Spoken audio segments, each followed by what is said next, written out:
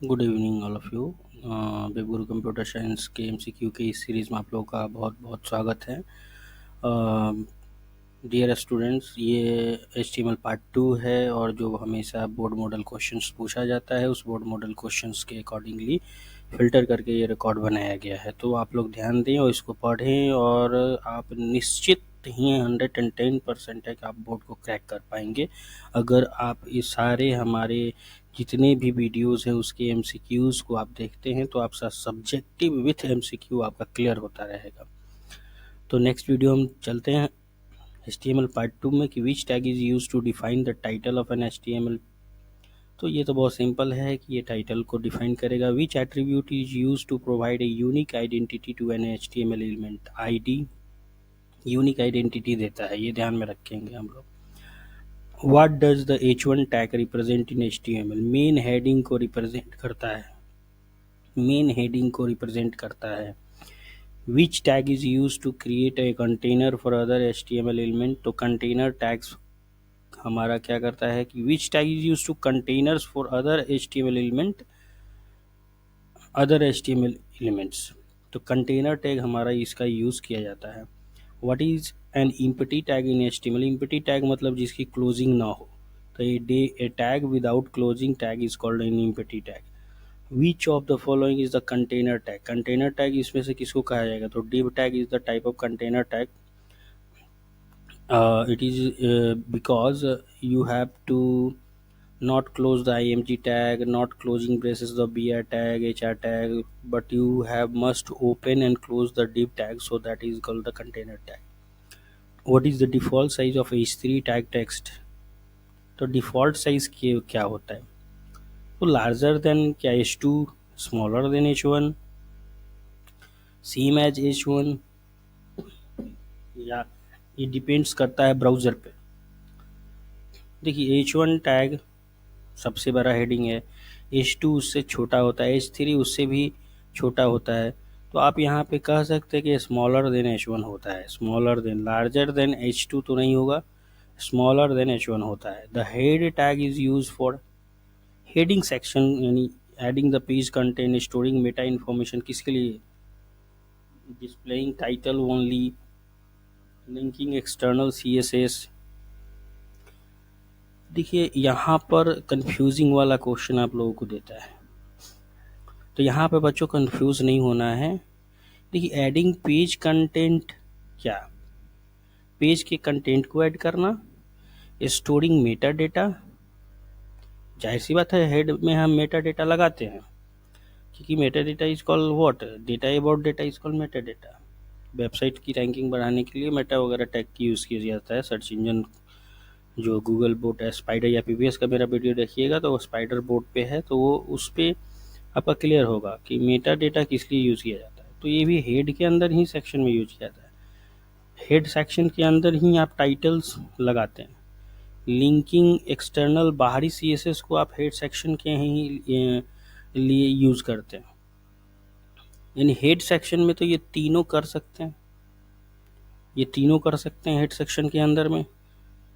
तो the head tag is used for particularly क्या होगा?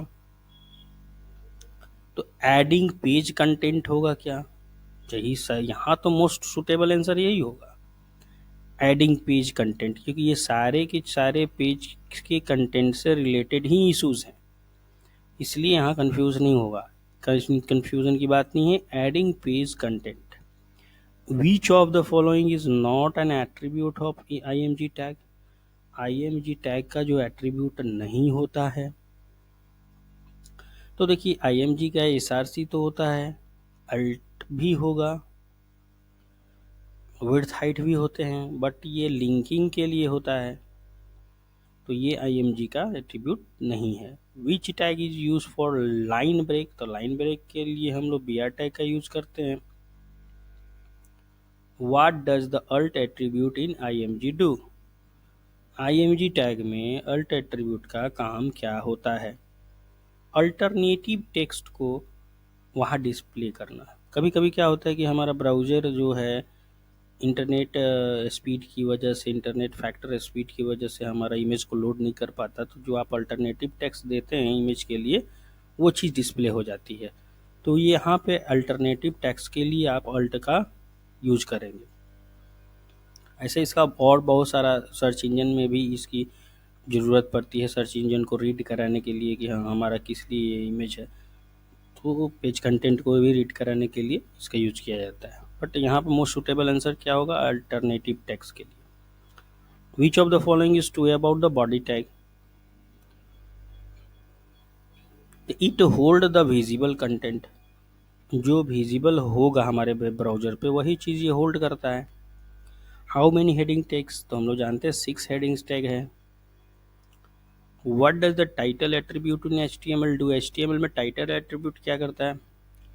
तो भैया इसमें आपका टाइटल एट्रीब्यूट जो है वो टाइटल देता है, आपका स्पेसिफिक पेज का टाइटल, तो दो sets the page title.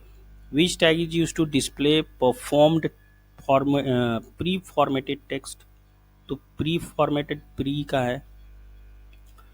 What is the purpose of HR tag, HR tag का पर्पस क्या है? तो HR हॉरिजॉन्टल लाइन बनाने के लिए इसका यूज किया जाता है, तो हॉरिजॉन्टल रूल बनाने के लिए इसका यूज किया जाता है। Which of these tags are self closing, self closing है मतलब खुद क्लोज होता है, तो IMG सेल्फ क्लोजिंग है, ना कि आप इसका दूसरा IMG कंटेनिंग में लिख करके और फिर उसको चाहेंगे कि क्लोज करें, तो ऐसा नहीं है। यहाँ पे क्या होगा, यहाँ पे सेल्फ क्लोजिंग की बात आएगी। जैसे HR भी है, BR भी है, सेल्फ क्लोजिंग है। Which attribute adds inline CSS to an HTML element, तो स्टाइल एट्रीब्यूट के अंदर ही लिखा जाता है। What does the title tag do, display the page title on browser tab.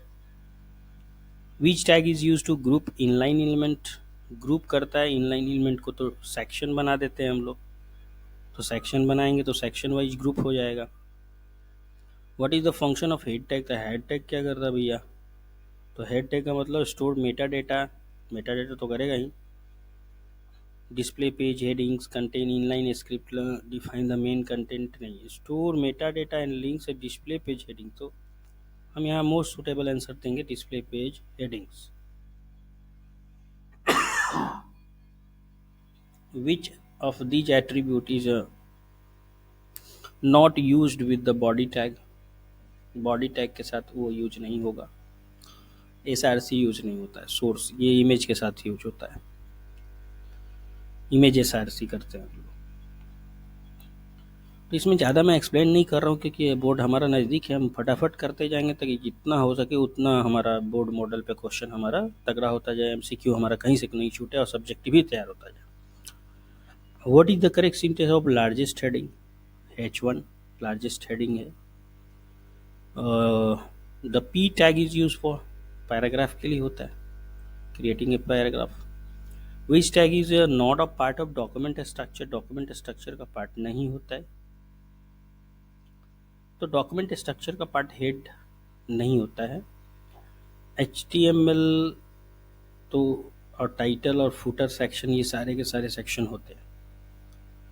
तो ये सारा बहुत ही इम्पोर्टेंट फिल्टर रिकॉर्ड है क्लास 10th के लिए, आप लोग इसको नोट करें, बहुत इंपॉर्टेंट है। आप लोगों का बोर्ड एकदम तैयार हो जाएगा कंप्यूटर साइंस का, तो आप लोग इस पे ध्यान दें और इसको आप लोग नोट डाउन करते रहें, अपने अपने दोस्तों के पास शेयर करें, चैनल को सब्सक्राइब करें और